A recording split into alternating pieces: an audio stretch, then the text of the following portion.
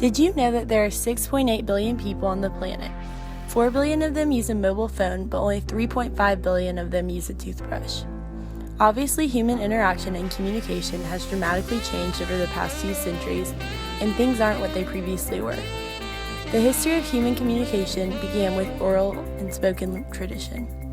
Through the course of history, the spreading of messages progressed from simply the oral tradition to script, to print, to wired electronics, to wireless electronics, and finally to digital communication. Today it is said that the development of new media has been the leading force in accelerating globalization in human society over the past few decades. It has brought human society to a thoroughly interconnected level, but also challenges the existence of communication in the traditional sense. The problem today is that the rapid emergence of new media has resulted in the inability of people with traditional values to keep up with the new cultural values produced by the new media, when in the past, human society could easily coexist in a dynamically synchronized way. A cultural gap has formed between generations and among people in the same culture, causing difficulty in understanding and communicating between people. And I am going to provide you with examples of how I have experienced this in my own life. I believe that culture varies from generation to generation, and it is important for us to understand the cultural differences in order to be a better communicator. My generation knows social media such as Facebook, Twitter, Instagram, Snapchat, and the iPhone as sources of intercultural relationships because it allows us to communicate and stay connected with people who aren't spatially near us. My generation is more commonly found looking at their phone or using their phone than not, and are often more worried about communicating through a media source than in person. I can name multiple instances where I've been at dinner and seen people on a date where they are both on their phones rather than interacting with each other. Is that what our culture is coming to?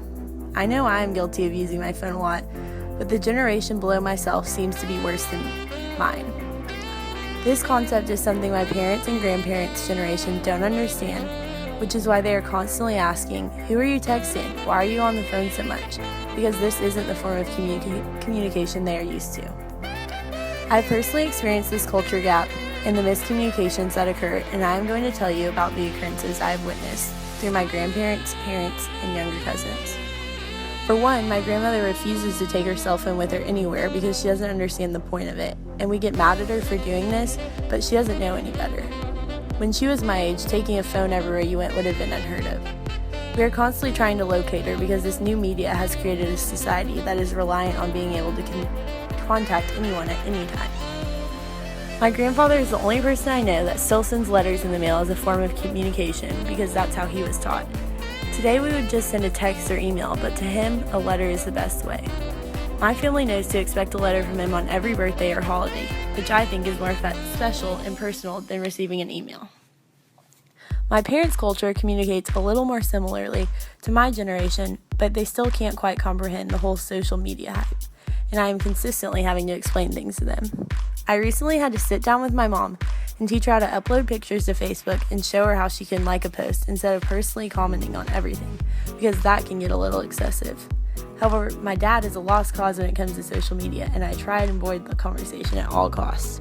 He still doesn't understand the concept that when he sends me a text, it shows his name of who sent it, because every text I receive from him is signed, "Love, Dad." I believe that the generation below myself has adapted and experiences a different culture than the one I experienced, because today I see my younger cousins interacting with each other mainly through technology. It is shocking to me that they could all be sitting in the same room together not talking, but all on their personal iPads playing a game together. They can even compete against each other from their own devices. I think about when I was their age and remember that my parents didn't even let me have a phone until 8th grade, but then again, no young kids have them. Today, everyone has an iPhone. I think different cultures will continue to form as each generation adapts to the innovative technology, which could further the generation gap. But I think this could be stopped if we become more aware and understanding of generations and cultures that differentiate from our own. It is easier for us to get frustrated with other generations because they don't understand us and can't relate to us, but it's important to remember that they grew up at a different time, so we need to be patient and help push them to adapt to the new culture. As we have seen, this new media has formed this generational gap by creating intercultural miscommunications. It has also created a gap with how the different generations communicate. People are becoming too focused on communicating through media and forgetting how to communicate in person.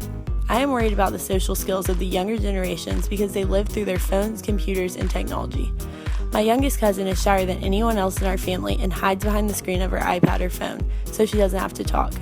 Another aspect of the generational gap is that my generation and younger ones don't understand that older generation look at these social media sites when hiring people.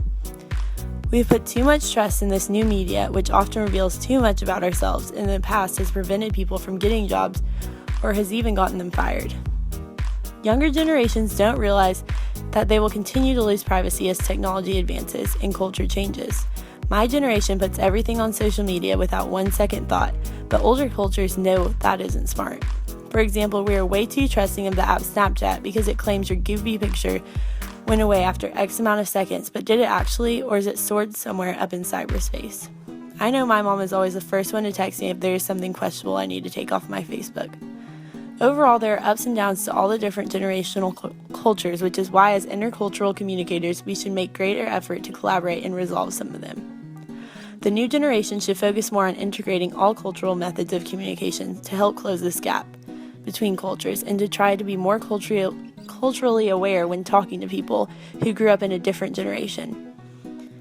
So I encourage everyone to go out and deconnect because you may be surprised at what you find, and it could also help bring society one step closer to closing this generational gap.